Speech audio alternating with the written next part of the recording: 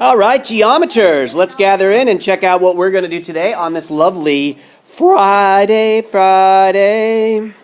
We're going to be attacking perimeter, circumference, and area of basic shapes. So the basic shapes here we see are going to be a square, a triangle, a rectangle, and a circumference. Does anyone know why we use the word circumference and what's the context in which we use the word circumference? So yes, circumference only applies to one nice little thing, and that's called a circle, and nothing else. They're so exclusive. Oh my goodness. And of course, perimeter applies to everything else on the planet. Okay, so distance around any shape is what perimeter means. Circumference means the exact same thing, except a circle. And then area is the region enclosed by a shape. Let me just give you a quick hint as to what a shape is. When I say I have a shape, a polygon or something like that, this shape right here, notice that only the blue that I drew is the shape. This is the shape, here and here and here and here. All together make the shape. But this is not the shape. Inside is not the shape.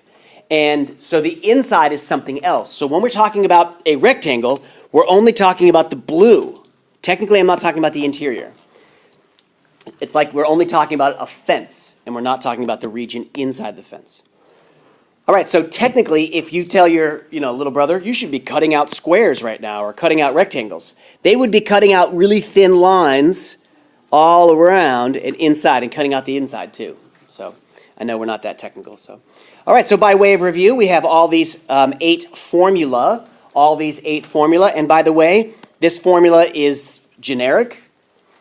P is just the add the sides together. That's what this right here says. Add the sides together. Add the sides together. So that formula applies to every single shape on the planet. So add the lengths of the sides all together. Okay, we won't go into detail as to where all these come from, but we'll let you refresh on your own. But let's look through this example here. You want to build a fence around a yard that measures 45 by 63 feet. How much fence will you need to buy? How much area will it enclose? Chat real quick with your neighbor. What concepts are we dealing with, and what shape are we dealing with? Go. Notice that in this diagram, it does not say a key word, or excuse me, in this example. What key word are we missing? The word rectangle. Now, of course, most of you probably read this right here as implied rectangle, and that would be a fine assumption. That would be a fine assumption. And you might even want to state the assumption. Oh, I'm assuming it's a rectangle because of the 45 by 63. All right, so now from here, if I were to find how much fencing I need to start with my super secret formula. So that's going to be perimeter is equal to twice my base plus twice my height. Now, some of you may have learned this in a different way. You may have learned it where you said perimeter is 2L plus 2W. Or you may have seen it with the undistributed, so stuff factored out, where it's twice the length plus the width.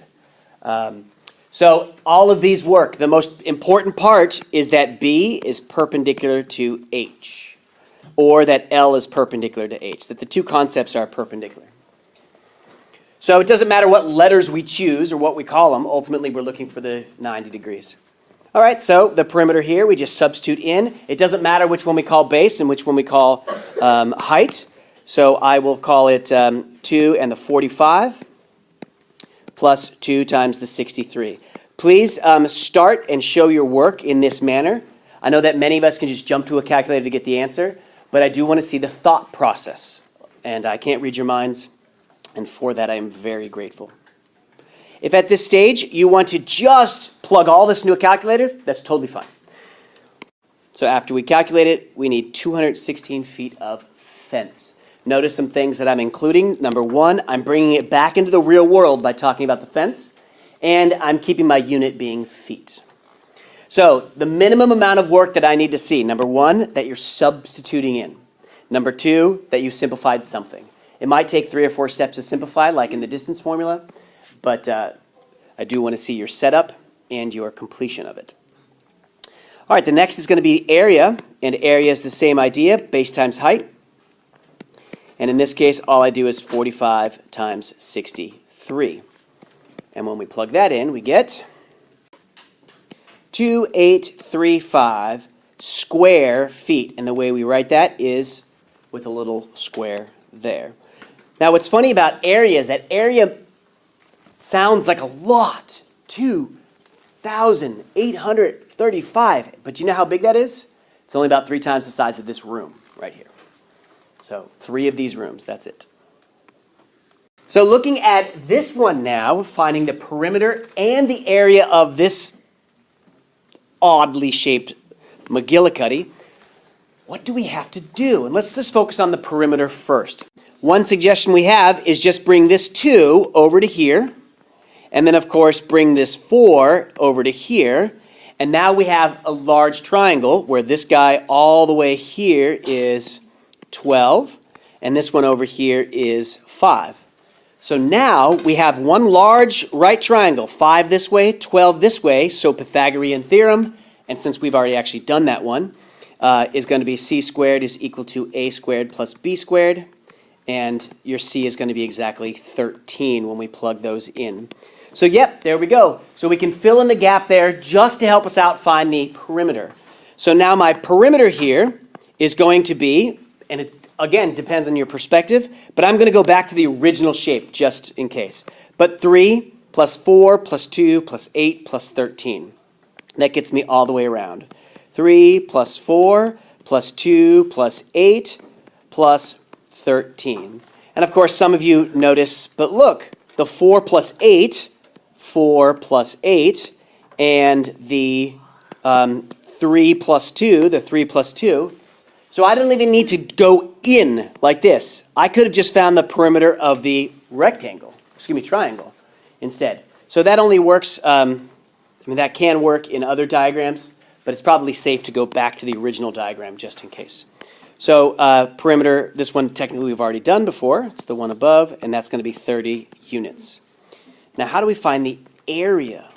What are we going to do? So if I look at it in terms of cutting out shapes with a pair of scissors, I have a rectangle, a triangle like this, that's big, but then what I'm cutting out of it is a little rectangle.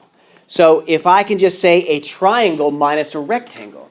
So I'm going to come up with my own super secret formula here that says a triangle, 1/2 base times height, and I'm going to subtract my length times width or base times height of a rectangle. Now, you don't have to write this part down. I'm just showing you what's going on.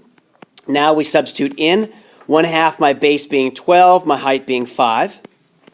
My length and width are 4 and 2.